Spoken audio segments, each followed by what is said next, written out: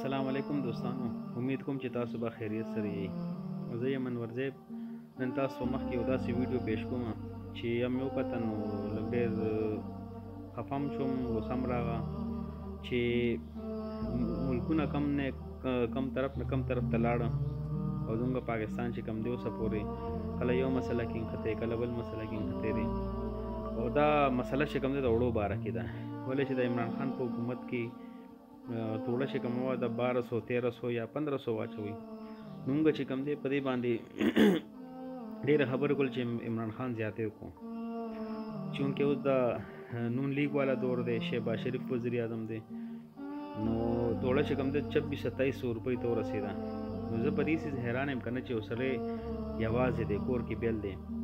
او غریب سړی دی نو هغه به 4 ورځې د توړې دپاره د دیاړي کوي نو اب د په 4 ورځې بس په دې نو په 4 ورځې دیاړو کې بیا به توړه اخلي خو ډېر د افسوس خبره ده نن مې ویډیو کته زموږ په خټ کلي محله ترکنان کې چونکې نون لیگ والا وړه رالیږلي وو د چا په نګرانۍ کې وو اب هغه کس ته خپله پته ولګي زه هغه نوم نه اخلم خو هغه افراتفري وه چې سړی حیران شي چې د وړو لپاره چې کوم دی زموږ د ملک کې زموږ د کلي کې داسې حالات دی او بیا مې پکې یو داسې ویډیو کته چې یو کس هغه ریکارډ کړی و بیا ما ته راسیټ کوي دا لږ خپل چینل باندې ورکړم نو زموږ د خلکو د طریقو ته وګوره چې موټر یې ډک کړی و د وړو نه او هر سړي خپل بندوبست کړی و دا نه یې کولی چې د دې سړي غم وکړو او آیا وړم چې هغه خلکو پټ کړو چې چا ترې وړو نو دی د بل سړي حق وهي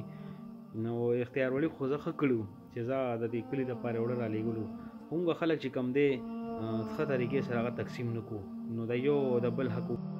نو زه په دې څیز حیران یم چې هغه خو اختیار ولي خو کو چې وړې راولېږله خو چې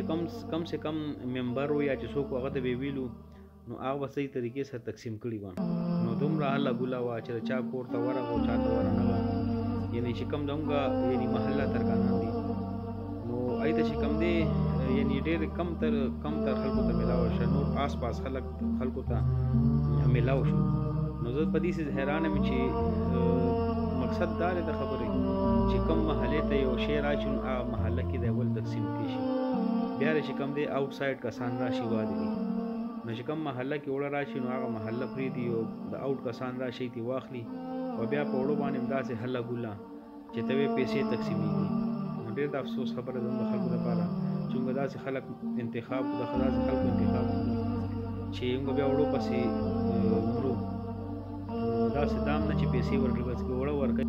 وړه هم داسې وړه دي چې ویې ګورئ نو بلکل تک سره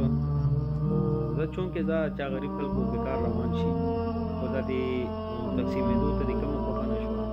او کوم کسانو چې هلته نه وړه راوړو هغه تاسو وګورئ چې هغه تاسو د وړه غونې کې 44 سیکنډ ویډیو ده تاسو سره شیر کوم چې کسانو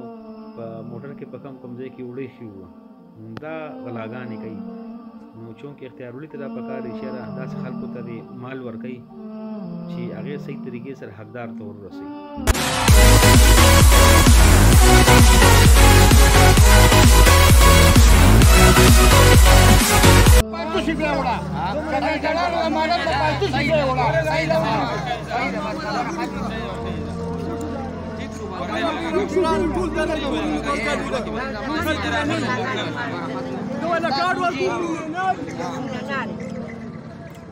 دا توړې لګي وخوایه او دا د کمې علاقې دي دا توړې لګي دې خوا که دې خوا شه لږ لږ دې خوا شه دا وګورئ لږ دې خوا شه لږ دې خوا شه په کم ځای کې ورمنډلي دي دا وګورئ څلور توړې دي ماما دا څلور کسان دي ولې بل مالي والا